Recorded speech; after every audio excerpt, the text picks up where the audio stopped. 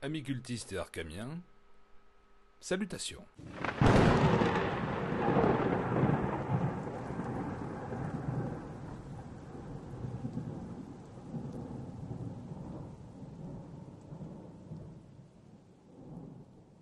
Je ne vous laisserai pas dire qu'il s'agit d'un éclairage d'amateur. Cet éclairage a été réellement pensé pour faire sortir le... C'est un éclairage amateur. Je suis désolé, bien évidemment, il a fallu que ma lampe type ciné me lâche 5 minutes avant que je commence à tourner, donc on va la faire comme ça. Malheureusement, je ne peux pas faire mieux dans l'immédiat. J'espère que ça vous conviendra. J'espère dans un premier temps que vous vous portez bien. L'été commence à arriver, il commence à faire chaud et j'espère que vous êtes à l'abri. Dans un deuxième temps, on va se lancer directement sur la foire aux questions et les questions que vous m'avez posées sur YouTube en commentaire de posts que j'avais fait. Tout simplement parce que pas mal de ces questions vont rejoindre la seconde partie de la vidéo. En deuxième partie de vidéo, on s'intéressera donc à la chaîne en tant que telle, ce que j'aimerais vous proposer à l'avenir, ainsi que vous présenter dans un premier temps la page Tipeee, puisque comme vous l'avez vu pour certains, les contreparties et les tips ont changé, mais également sur le site Arkham Inn, que certains d'entre vous connaissent, mais trop peu ne connaissent pas encore. On se lance donc sur la partie questions-réponses. Alors, je vais prendre les questions de façon chronologique, de la première à la dernière. C'est possible qu'elles se répètent un peu, mais ce n'est pas très grave. On n'est pas encore suffisamment nombreux sur la chaîne pour faire des FAQ de plusieurs heures. Ce n'est pas grave. Je suis très content que vous ayez posé cette question et je vais me faire un plaisir, j'espère, d'y répondre.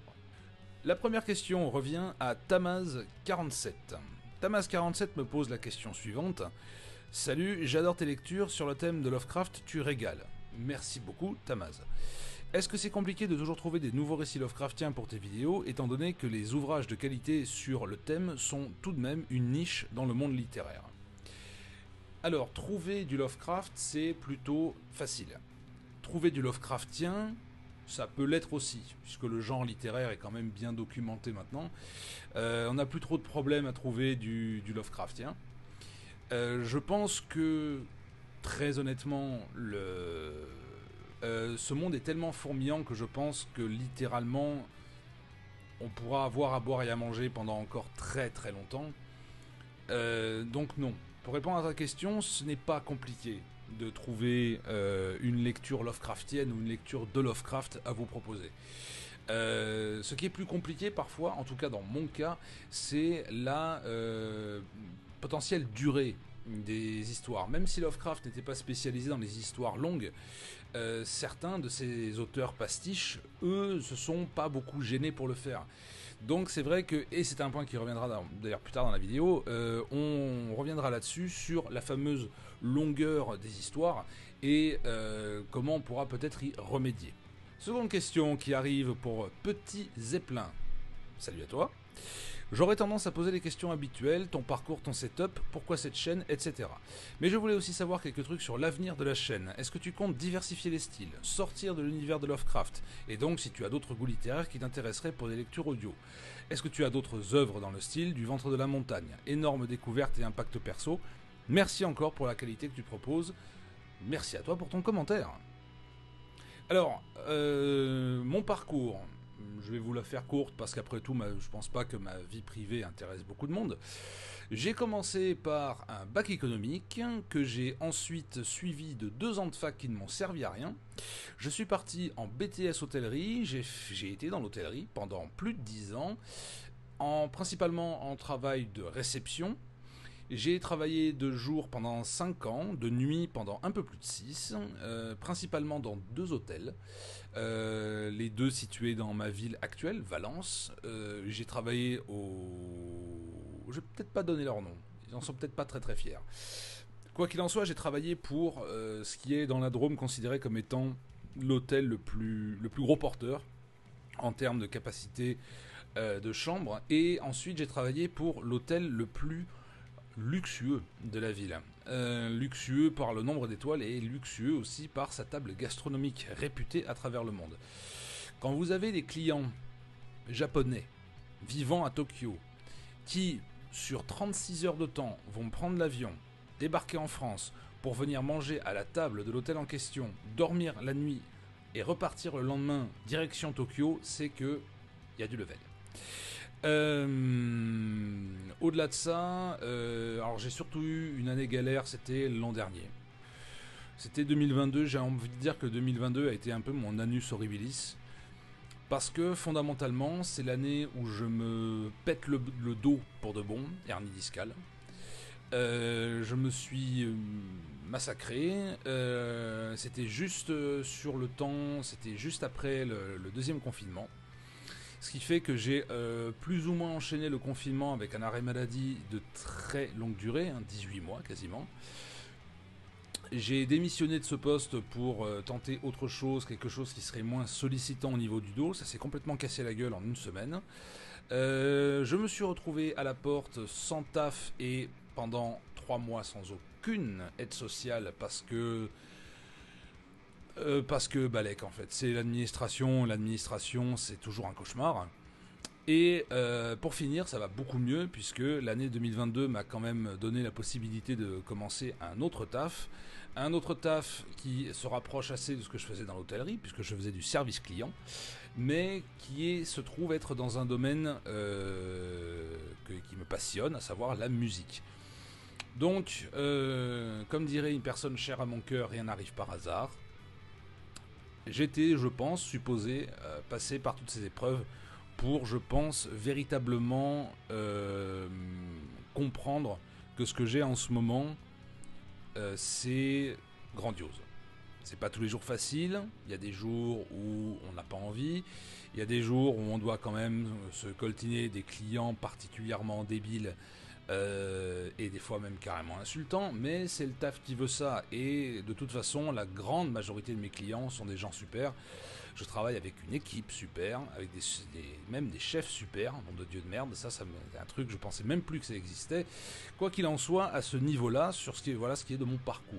Voilà, un parcours qui est tout à fait moyen pour une personne qui l'est au moins tout autant. Mon setup, il est très simple. J'ai un iMac qui me permet d'enregistrer mes livres audio. Le micro que j'utilise est un Rode PS1, réputé comme étant le micro de studio le plus silencieux du monde, que j'utilise depuis 10 ans, à la fois pour les livres audio mais également pour mes projets musicaux. Et c'est à peu près tout. Quelques plugins sympas à utiliser sur mon logiciel d'enregistrement, histoire de pouvoir mettre un peu de densité dans mes enregistrements, mais autrement ça s'arrête là. Le setup en lui-même est pas énorme et j'aimerais qu'il évolue dans le temps. Évidemment, je suis un nerd quand on en vient à l'équipement musical et à l'équipement de studio, mais chaque chose en son temps. La chaîne fonctionne plutôt bien ces derniers temps, mais on reste une chaîne à moins de 3000 abonnés. On n'est pas non plus Tindalos, quoi. Loin de là. Je dois avouer que je m'en suis... Alors, je vais quand même ravaler un peu ma fierté. J'aime beaucoup ce que fait Tindalos, mais je dois quand même vous avouer que l'égaler serait quelque chose qui me plairait beaucoup, beaucoup. Je respecte le maître, bien entendu. Je suis d'ailleurs abonné à sa chaîne et j'écoute ce qu'il fait. Je le respecte énormément, mais quelque part, dans un coin de mon esprit, j'ai tout de même envie, l'ambition de un jour l'égaler ou voire le surpasser. Mais il y a beaucoup de taf. Pourquoi cette chaîne ? Alors, l'histoire de la chaîne, elle est bateau d'un gars qui a voulu se lancer dans un truc qui lui plaisait. Quand j'ai commencé YouTube, vous aviez deux types de vidéos. Les vidéos jeux vidéo et les vidéos musique, dans lesquelles je m'enregistrais en train de jouer la gratte. Alors, les vidéos où je joue de la gratte, elles sont toujours là. Il n'y a que la taille du bide, la taille de la barbe et la guitare qui a changé. Autrement, ça c'est toujours là, parce que c'est toujours quelque chose qui m'éclate autant. J'ai arrêté les vidéos jeux vidéo, tout simplement parce que c'est un domaine qui m'intéresse de moins en moins en fait. J'aime bien de temps en temps me tenir au courant de ce qui sort, mais autrement, le jeu vidéo ne me passionne plus. Il y a eu une époque, et je crois que la question a été posée par un autre abonné, il y a eu l'époque 55 minutes de retard. Qui était en fait, alors il y a eu deux périodes, il y a eu au fond de la classe et il y a eu 55 minutes de retard, qui étaient en fait des programmes de vulgarisation historique. Chose que j'ai adoré faire, mais qui était très chronophage, très très difficile à faire.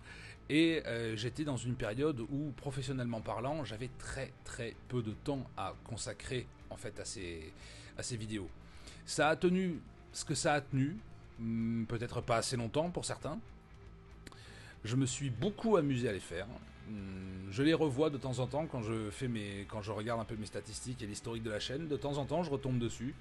Je me dis que c'était une autre époque, que ça m'a éclaté à le faire, mais que, encore une fois, c'est toujours ce même problème, le temps. On n'a jamais assez de temps pour faire ce qu'on a envie de faire, et ça n'a pas dérogé à la règle, même si je regrette peut-être un petit peu cette époque à ce niveau-là seulement, on va pas se mentir. Mais c'est vrai que les 55 minutes de retard feront tout de même partie de mon passé de youtubeur, et pour ne pas vous mentir, c'est bien qu'elle reste au passé. D'autres le font mieux que moi, donc on va les laisser faire. Est-ce que tu comptes diversifier le style, sortir de l'univers de Lovecraft? Alors, c'est justement, ça fait partie de ces questionnements que j'ai sur l'avenir de la chaîne en tant que producteur de livres audio. Je me suis spécialisé dans le Lovecraft et le Lovecraftien, puisque c'est un genre littéraire que j'adore. Mais évidemment, je ne m'interdis pas de sortir de cet univers-là. La preuve en est, j'ai promis à un abonné, Obi Japon, qui, je l'espère, va regarder cette vidéo, d'adapter en livre audio son histoire, qui sera en fait une histoire Frostpunk, c'est-à-dire un monde post-apo enneigé, un peu comme le jeu Frostpunk. Je lui ai promis d'adapter son livre, et je ne l'ai pas fait juste pour faire plaisir à un abonné, je l'ai fait parce que ce monde m'intrigue, que je connais assez mal, mais ça m'intrigue beaucoup et je suis quelqu'un de naturellement très curieux. Du coup, je sais que l'histoire est en train d'être écrite. Au moment où je vous parle, je sais que Obi Japon se donne dessus, qu'il est en train de développer le scénario, et j'ai très très hâte de voir ce que ça pourra donner. Accessoirement, entre parenthèses, est-ce que tu as d'autres œuvres dans le style du Ventre de la Montagne? Oui. Je reviendrai également là-dessus un peu plus tard, mais vous avez sur la chaîne à l'heure actuelle donc les deux parties du Ventre de la Montagne qui sont des écrits personnels, et la Réponse de l'Océan qui se trouve aussi être une création personnelle de l'écriture à la production de livres audio. J'avais écrit ces histoires pendant ma période difficile de l'an dernier, et il y en a d'autres à découvrir, je vous les montrerai un peu plus tard, mais quoi qu'il en soit, oui, il y a d'autres histoires de mon cru qui seront très sans doute produites en livre audio, et j'espère qu'elles vous plairont au moment où elles sortiront. Vincent Rivière ensuite qui me pose la question suivante: d'où viennent les illustrations de la chaîne? Alors, je vais en décevoir certains et je m'en excuse d'avance. Les illustrations de la chaîne sont des créations d'intelligence artificielle, et plus précisément de Midjourney. Je n'ai tout simplement pas le temps je n'ai pas le temps à consacrer à des illustrations faites maison. J'en suis assez désolé, mais il faut que je sois aussi assez réaliste. Alors, là où j'essaie de sauver un peu la barque, c'est que Midjourney fait des dessins, mais je les modifie beaucoup après sur Photoshop. Enfin, dans mon cas, sur Procreate. Je fais ça, je sais que ça va peut-être en contrarier certains, mais je suis le seul à bord, hein, quand on en vient à la chaîne YouTube, je suis seul à bord. Je suis à l'heure actuelle tout seul à la réalisation et à la production des livres audio. Tout ça me convient très bien, mais il faut aussi faire des choix. J'aime bien l'idée que mes vignettes et que mes livres audio soient accompagnés de dessins. Je n'ai tout simplement pas le temps à consacrer à ces dessins. J'en suis le premier contrarié, mais comme je disais tout à l'heure, il faut savoir rester terre à terre, il faut savoir rester réaliste. Si je n'ai pas de temps à consacrer à mes dessins, il y a cet instrument qui est l'intelligence artificielle qui me permet d'illustrer mes histoires comme je l'entends. Je sais, c'est moins charmant et moins sympa qu'un véritable illustrateur, mais un illustrateur ça coûte une blinde, ça met du temps aussi à travailler, Tout ça est absolument normal, et si un jour je parviens à dégager des revenus suffisamment élevés de la chaîne, je ferai très sans doute appel à un illustrateur, mais on n'en est absolument pas là.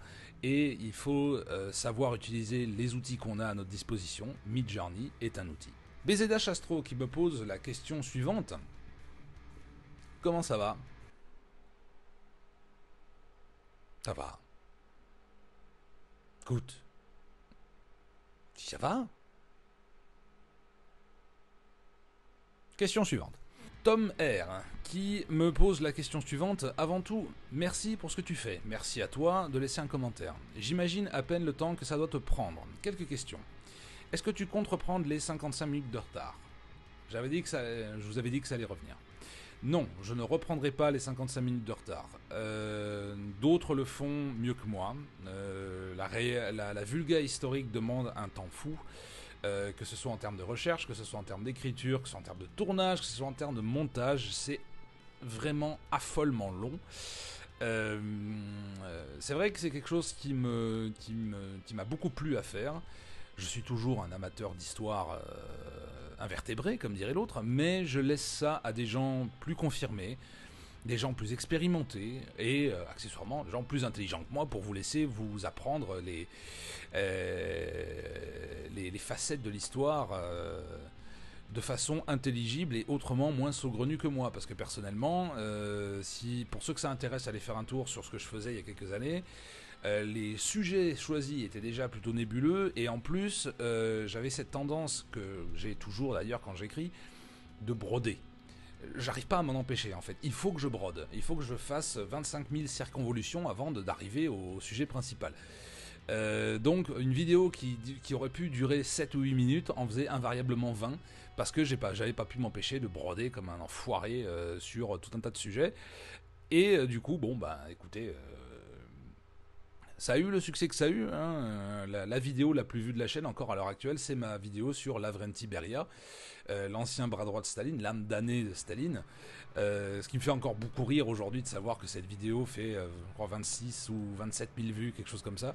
Ça me fait encore bien marrer de penser ça, mais bon, il y avait peut-être un petit peu de qualité derrière tout ça, faut croire. Je suis content que ces vidéos existent, parce que ça prouve aussi que tout le monde évolue.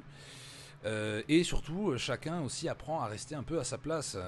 Je suis un passionné d'histoire, mais je ne suis absolument pas un prof ou quoi que ce soit là-dessus. Donc je laisse ça à d'autres avec un grand plaisir, puisque la plupart de ces gens, je les regarde moi-même. Donc non, les 55 minutes de retard ne reviendront pas sur la chaîne. Vas-tu te tourner vers d'autres formats, plus films ou séries audio? Série audio, c'est très possible. Je vous expliquerai plus tard pourquoi, mais c'est très possible. Cinéma, je vais pas vous mentir, c'est quelque chose que j'ai très envie de faire. Le cinéma est également un domaine qui me passionne. Quand on aime écrire, on aime bien les belles histoires, et les belles histoires, on les voit très souvent au cinéma également. Donc voilà, hein, je suis un très grand fan de cinéma, j'adore la science-fiction, j'adore la fantasy, mais pas que, je suis aussi un grand gourmand de cinéma historique. Et l'idée de refaire des vidéos cinéma me plaît énormément. Une adresse pour t'envoyer un présent? Non. Je ne veux pas de présent de votre part. Non. Je ne vais pas divulgacher mon adresse. Hein. J'ai mes raisons. J'espère que tu le comprendras, mais merci. Je sens que l'intention est là et c'est tout à fait suffisant pour moi. Est-ce que tu vas t'attaquer à d'autres styles que le fantastique et l'horreur, d'autres auteurs en vue, etc. On en a parlé tout à l'heure, c'est une porte que je ne ferme pas. Voici les questions que j'avais pour toi. Je te souhaite de pouvoir continuer à nous entraîner dans les bas-fonds de ces mondes obscurs, je l'espère également, le plus longtemps possible. Dante Dan, qui me dit la chose suivante: Cthulhu serait la bête de l'événement annoncé par le fils Macron. C'est bien possible, Dante Dan. C'est bien possible.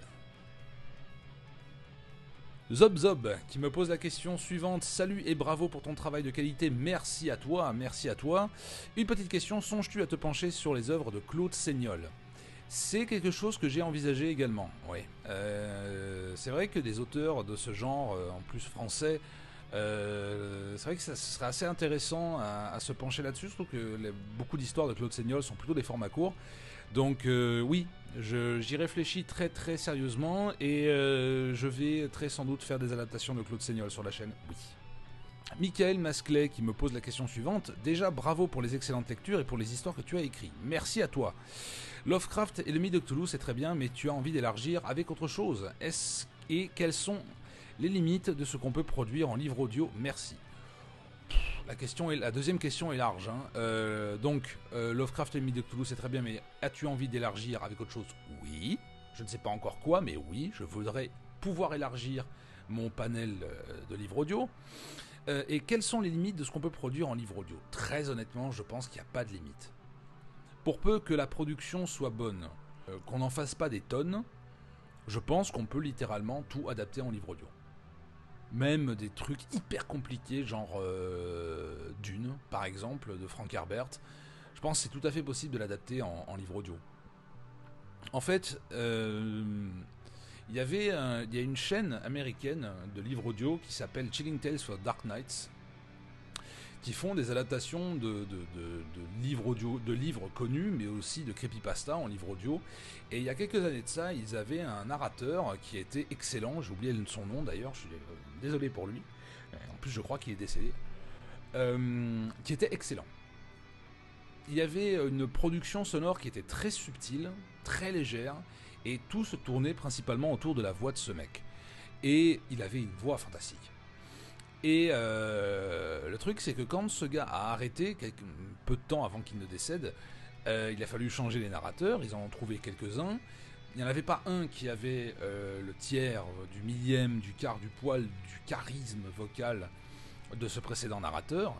Et ce qui fait que les producteurs, ayant très bien compris, ce qu'ils ont commencé à faire, c'est à surcharger les productions d'effets. Et ça m'a très vite écœuré d'écouter leur livre audio, parce que c'était devenu une kermesse, un capharnaüm pas possible de bruitage, de musique, de trucs, de machin, si bien qu'à la fin on suit même plus l'histoire.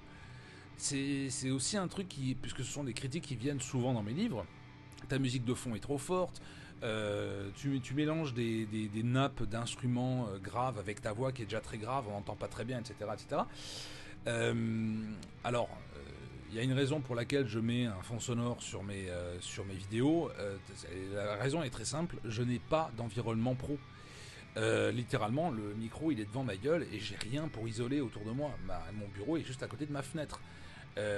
Juste là, à 2,50 m en dessous de moi, il y a la route. Donc le problème, c'est que je ne suis pas en environnement pro. J'essaye au maximum de minimiser les parasites au moment où je fais mes prises. Sauf que c'est pas toujours facile. Et le meilleur moyen que j'ai trouvé à l'heure actuelle pour masquer au maximum ces parasites, c'est avec le fond sonore. Ça a plutôt bien marché jusque-là, et je suis tout à fait conscient que certains soient un peu frustrés de ce que ça peut donner en termes d'ambiance. Mais là, tout de suite, c'est un impératif. Je le fais pas avec un grand plaisir, mais il y a un impératif de qualité générale audio. S'il y avait peu de musique de fond, vous entendriez toutes les 15 secondes, vous entendriez un bruit de bagnole, en fait. Et c'est pas tellement ce que j'ai envie de vous offrir en termes de qualité de livre audio. Même si sur la deuxième partie de Dans l'abîme du temps, qui est sortie la semaine dernière, j'ai réussi à faire quelque chose d'un peu plus propre, que j'essaierai de réitérer sur les productions suivantes. À l'heure actuelle, je n'ai pas l'environnement pro suffisant pour faire un travail 100% propre. C'est pour ça qu'il y a ces bandes sonores graves en fond, principalement. Mais pour répondre à ta question, je ne pense pas qu'il y ait de limite à ce qu'on peut adapter en livre audio.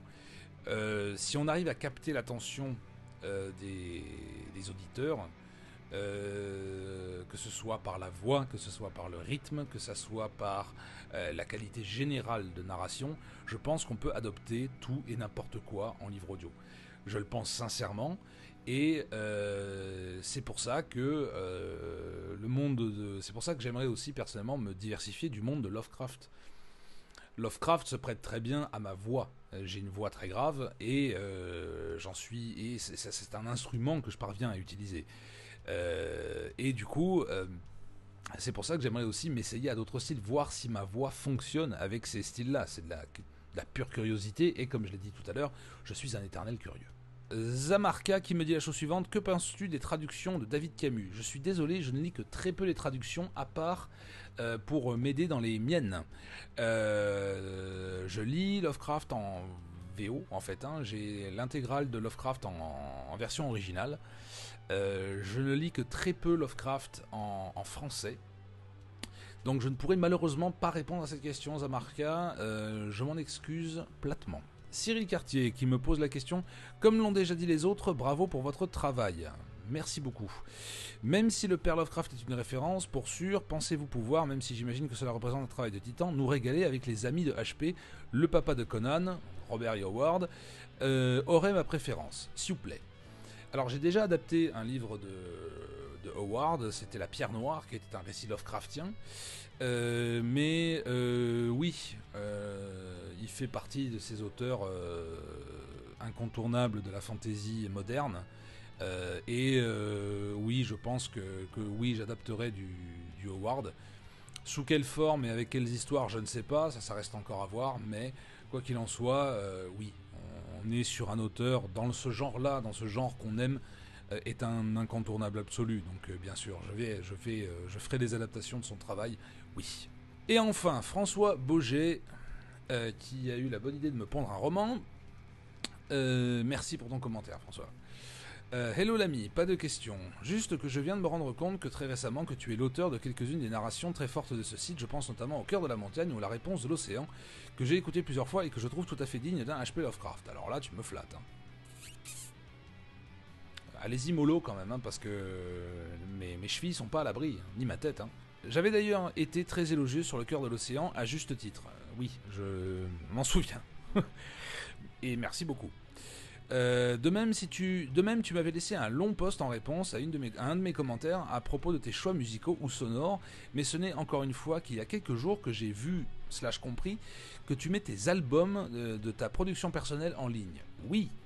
Ce que vous voyez sur la page d'accueil de ma chaîne YouTube, à savoir Reflectare, Tales of the Necronomicon, Wild Sinistre et bientôt Lost Planet, sont toutes des productions personnelles. Et c'est vrai que c'est quelque chose que j'aurais peut-être dû expliciter un peu mieux. Pour les lourdeaux dans mon genre, sois moins humble et dis quand c'est une de tes créations personnelles. Alors désolé, mais ça, je suis monté comme ça. Je pense que l'humilité, surtout dans un domaine comme le mien, à savoir la création artistique, qu'elle soit en termes de livre audio ou musical, est capitale. S'il n'y a pas d'humilité, il n'y a pas de remise en question. S'il n'y a pas de remise en question, tu feras jamais rien de bon. Je vois ça comme ça, ce n'est que mon point de vue personnel. Après, les autres feront ce qu'ils veulent. Mais il se trouve que, il y a l'exemple de ma chaîne YouTube, je me suis remis en question des dizaines de fois sur ce que je faisais.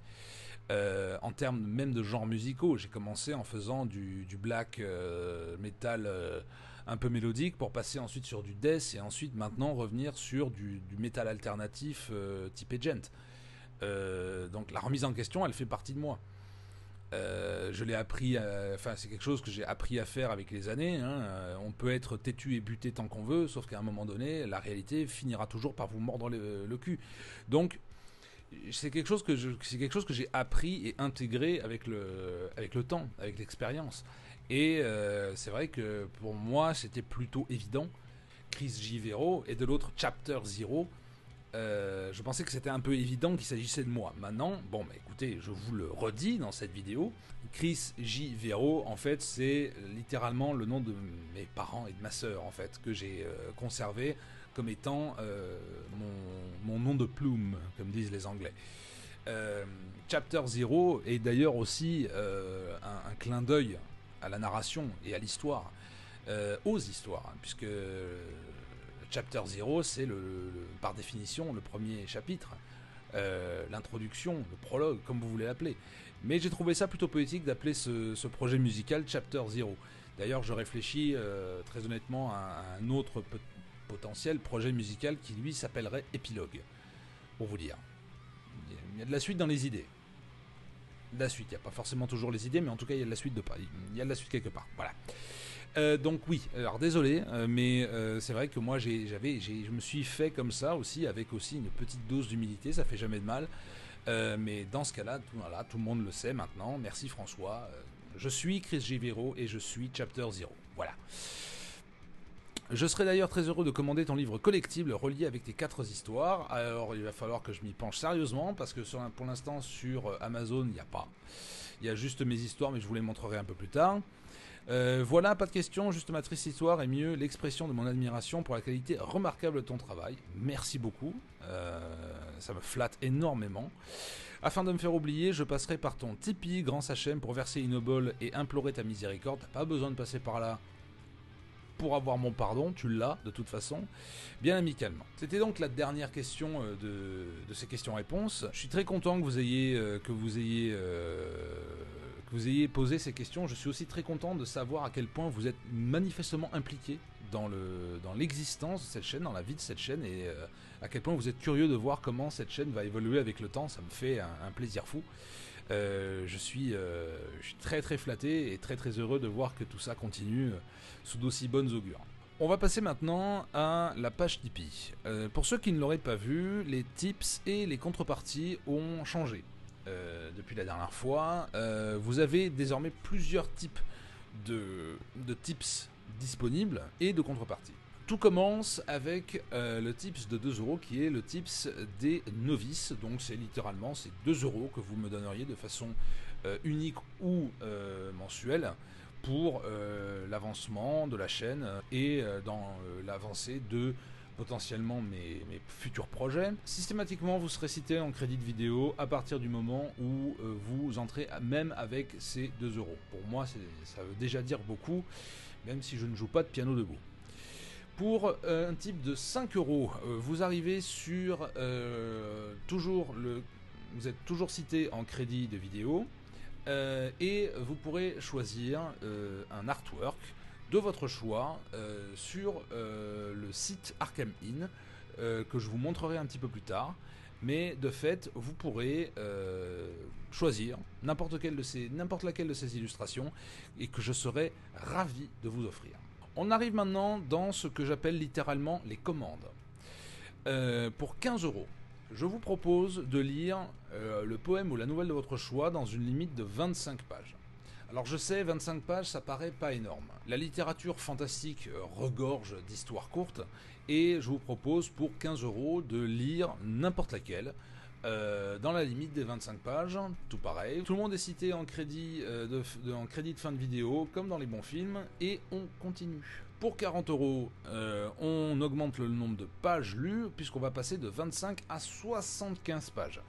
Alors je sais que c'est un peu plus cher pour une quarantaine d'euros, mais je vous assure que ce n'est pas choisi au pif.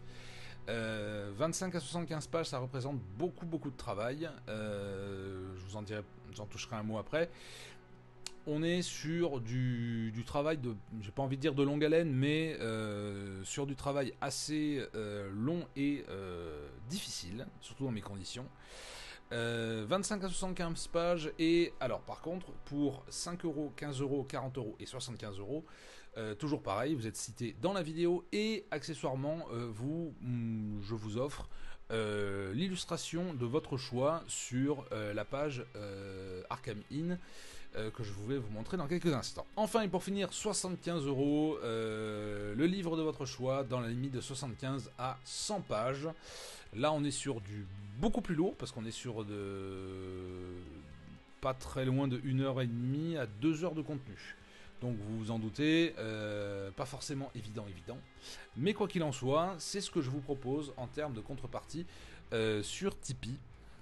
Si cela vous convient, je sais que 2 d'entre vous l'ont déjà fait, à savoir Théodore Soulard pour la chanson de Cassilda et Liévin Crèvecoeur pour sa propre histoire qu'il a écrit lui-même de ses petites mains, Les Flammes du Temps. Et il se trouve qu'en plus les 2 livres audio ont eu un certain succès d'estime, ce dont je me félicite, mais je ne peux les féliciter que en premier. On en arrive au site Arkham Inn qui a reçu un petit lifting entre temps. Il était temps que je fasse quelque chose de ce site. Il était un petit peu désuet, un petit peu obsolète et du coup je le trouve beaucoup mieux depuis. Vous avez toujours bien sûr le lien du site dans les descriptions des vidéos mais également sur la page d'accueil de la chaîne, donc vous le trouverez très facilement. Vous avez 5 pages disponibles, mais il y en a véritablement que 4 qui servent, parce qu'il y en a une dont j'arrive pas à me débarrasser, c'est la blog, que je n'arrive tout simplement pas à virer, parce qu'elle ne me sert à rien, je ne m'en sers pas. Donc voici l'accueil, donc très facile. Vous avez la petite phrase d'entrée qui va bien, de Lovecraft bien sûr. La nouveauté du moment dans l'abîme du temps, que vous avez déjà plutôt bien spammé. Les accès à mon Tipeee, à ma page Amazon, à ma page Spotify, à la page YouTube bien sûr, et à la page Bandcamp que je vais vous montrer des rechefs. Dans les bientôt disponibles, c'est là que vous verrez la prochaine réalisation, s'il ne s'agit pas d'une commande. S'il s'agit d'une commande, je ferai un post sur la chaîne YouTube. S'il s'agit d'un livre que j'ai choisi moi-même, ce sera directement dans la page des bientôt disponibles. Chapter 0, alors cette page là c'est pour ceux qui s'intéresseraient à mes créations musicales, c'est là que vous trouverez littéralement tout ce que je fais en termes de création musicale, donc du premier album qui est ici, un Reflectare, enfin un premier album, un EP de 4 pistes, Tales of the Necronomicon, un autre de 5 pistes, et pour finir, prévu en sortie sur toutes les plateformes le 7 juin, One Last Planet, qui va changer un peu dans le genre. Il n'y a pas de chant, ce n'est que de l'instrumental, et on est sur un mode métal alternatif et gent, que j'ai essayé d'accompagner du mieux que je le pouvais de synthé pour lui donner une ambiance un petit peu spatiale. L'antre des tipeurs. Alors celle-ci, elle est pour les...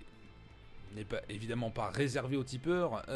Vous aurez donc mes tipeurs, notamment, que je vais remercier ici, j'en profite, David Sampere, qui est le tipeur des tipeurs, le padré de Todos My Tipores, qui est là depuis très très longtemps. Je pense que c'est d'ailleurs le donateur le plus ancien de la chaîne, donc David, merci à toi. Anonyme numéro 1, qui n'a jamais souhaité que je dise son nom, je respecte, mais tu seras quand même cité dans les crédits, parce que tu le vaux bien. Et Apu 69 000, qui nous a rejoint tout récemment et que je remercie d'avoir bien voulu se pencher du côté de mon Tipeee. Vous retrouverez évidemment les contreparties de la chaîne Tipeee, ici, résumé. Et vous avez donc les 2 créations en commande que j'ai reçues, les 2 premières que j'ai reçues, à savoir Les Flammes du Temps de Liévin Crève-Cœur et La Chanson de Cassilda, qui n'est autre qu'un extrait du Roi en jaune de Chambers. Enfin et pour finir, les livres audio.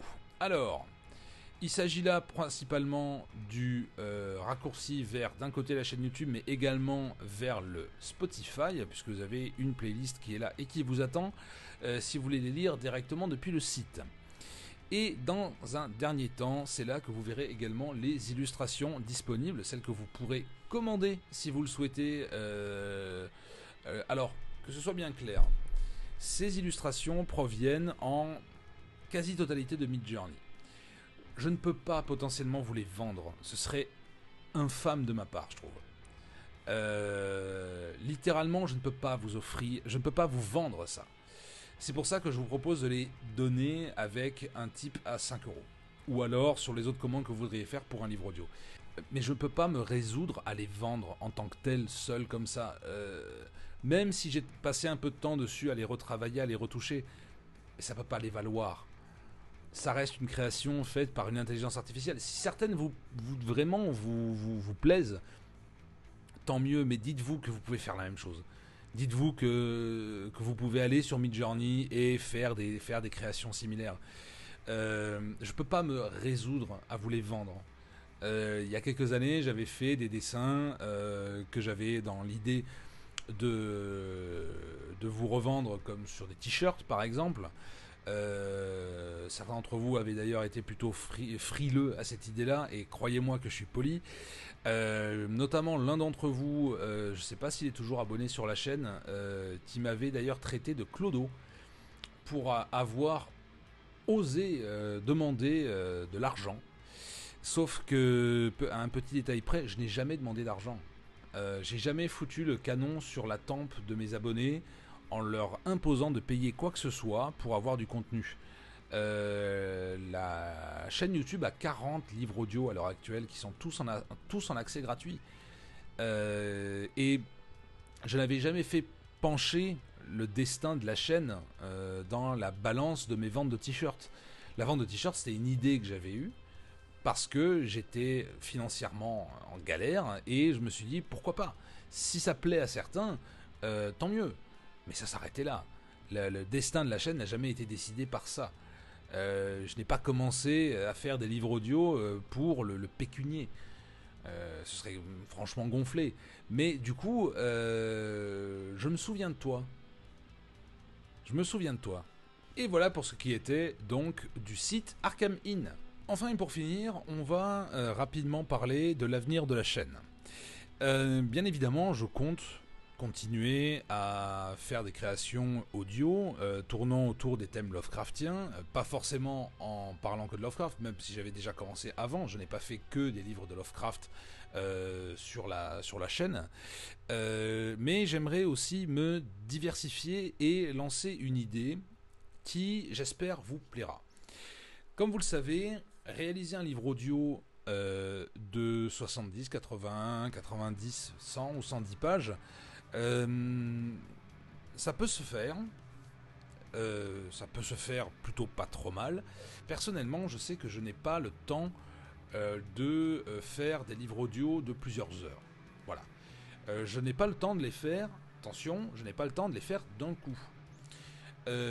Pour la simple et bonne raison que, mon matériel est limité techniquement, donc il y a une idée de place, parce que ça bouffe une place pas possible.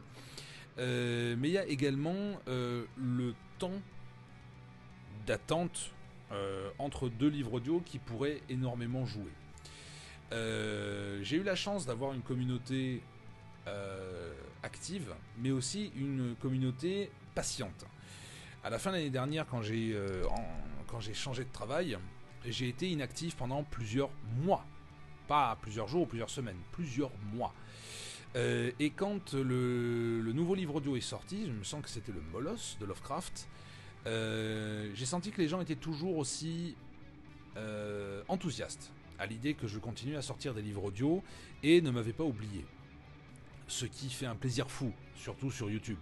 Sur YouTube, plusieurs semaines d'absence, ça peut être fatal pour une chaîne. Quoi qu'il en soit, j'ai dans l'idée d'adapter des formats plus longs sur la chaîne, mais pas en faisant des livres audio monoblocs de 3, 4, 5 heures. L'idée que je voudrais vous soumettre, c'est l'idée de sérialisation. C'est-à-dire faire comme les bons vieux magazines de l'époque et faire du bimensuel. Selon ce que je trouverais comme histoire, mais je trouvais que l'idée du bimensuel se prêtait plutôt bien à l'exercice. À savoir, sortir 2 fois par mois, 2, 3 ou 4 chapitres d'une histoire, n'importe laquelle. À savoir que, pour ceux qui me réclamaient du Lovecraftien, mais pas du Lovecraft, j'avais dans l'idée d'adapter notamment soit l'Abominable Cthulhu de Brian Lumley, ou alors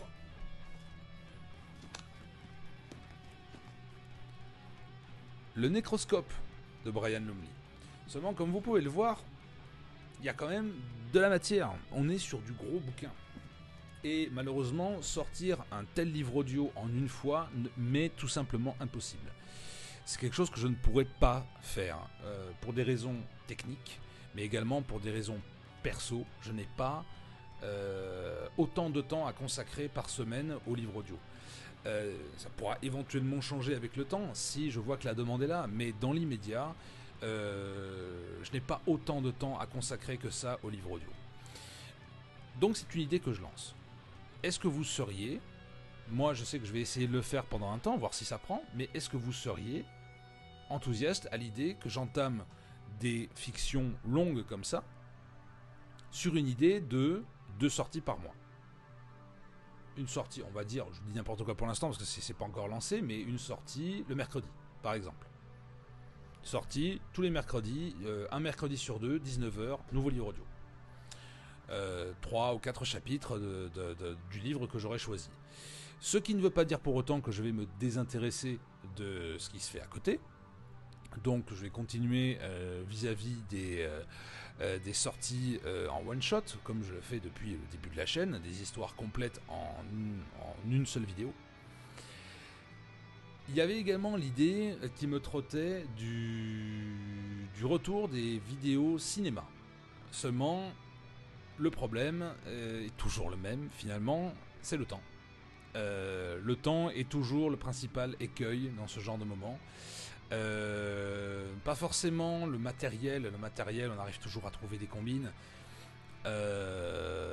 mais le temps. Le temps est a cette furieuse tendance à aller de plus en plus vite à mesure qu'on vieillit.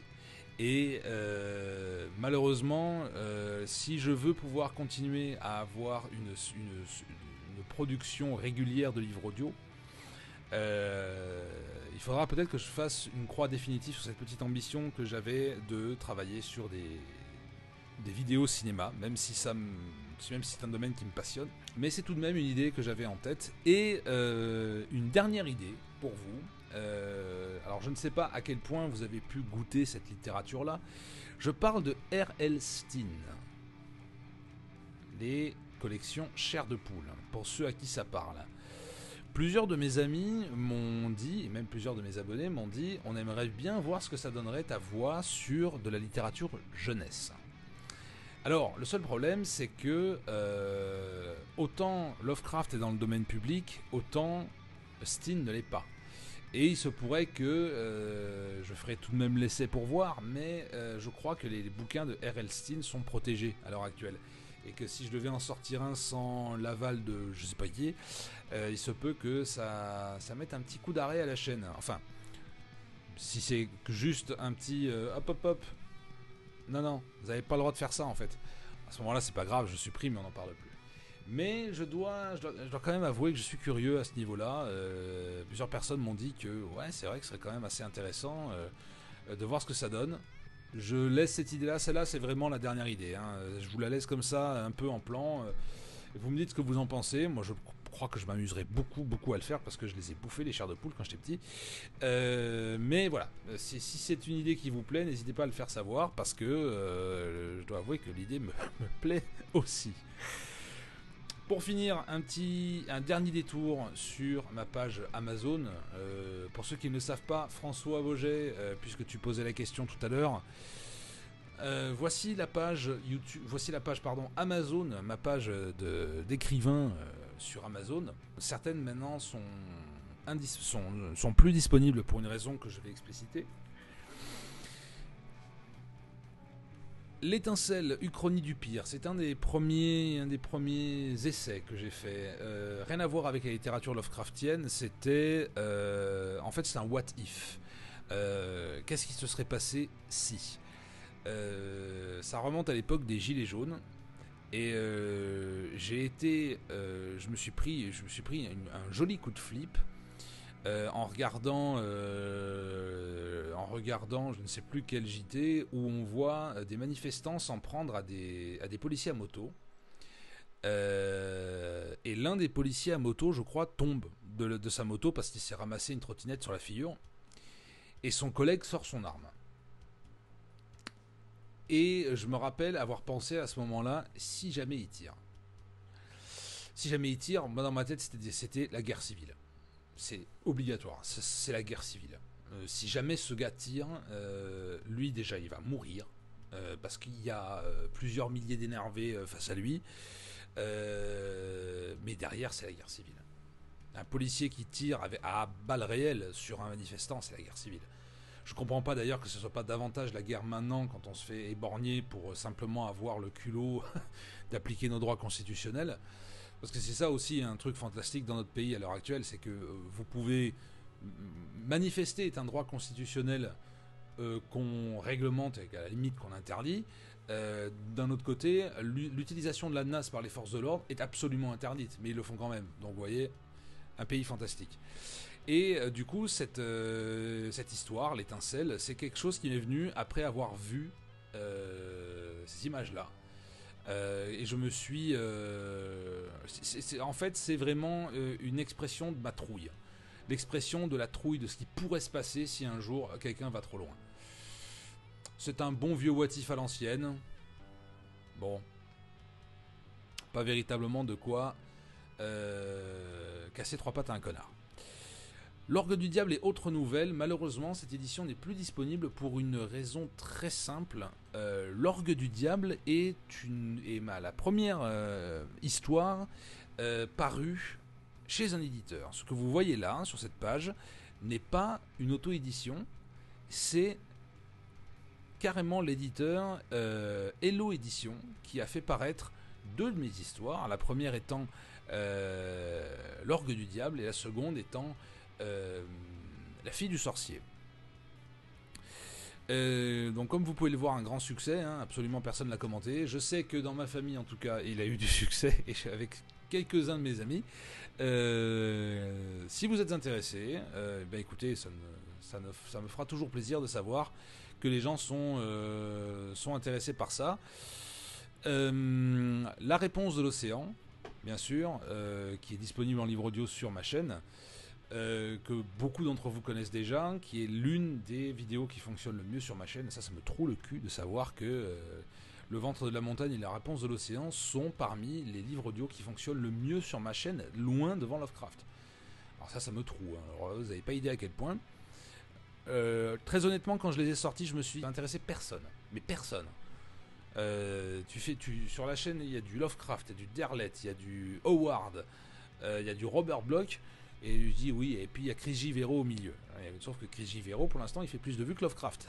Dans ta gueule, le maître de Providence. Le Ventre de la Montagne, également produit en livre audio sur la chaîne. Et enfin, les deux dernières, Haute Feuille, qui revient sur un événement qui s'est passé en France pendant la guerre de 1870-1871 dans la petite localité de Haute Feuille, où il y a eu, pour ceux qui ne le savent pas, un lynchage, tout simplement, d'un noble par les villageois de Haute-Feuille, et qui se serait adonné à des actes de cannibalisme sur la personne de ce pauvre noble qui, pour le coup, n'avait véritablement rien fait de répréhensible. Et bien évidemment, partir d'un fait historique pour en faire quelque chose d'un peu plus fantastique, c'est quelque chose que j'adore faire, et je me suis pas gêné.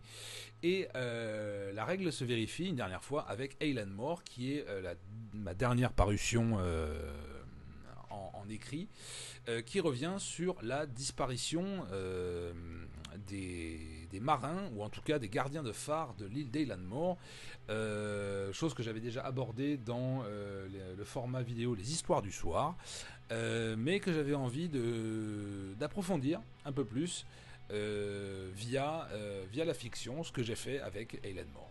Et pour terminer, pour ceux que ça intéresse d'un point de vue musical, vous avez ici sur le raccourci Bandcamp que vous trouvez sur soit les descriptions de vidéos, soit sur la page d'accueil de la chaîne. Vous trouverez ici toutes mes réalisations audio, que vous pouvez retrouver sur la chaîne YouTube. C'est juste que sur Bandcamp, je peux les uploader en meilleure qualité, sans la compression YouTube.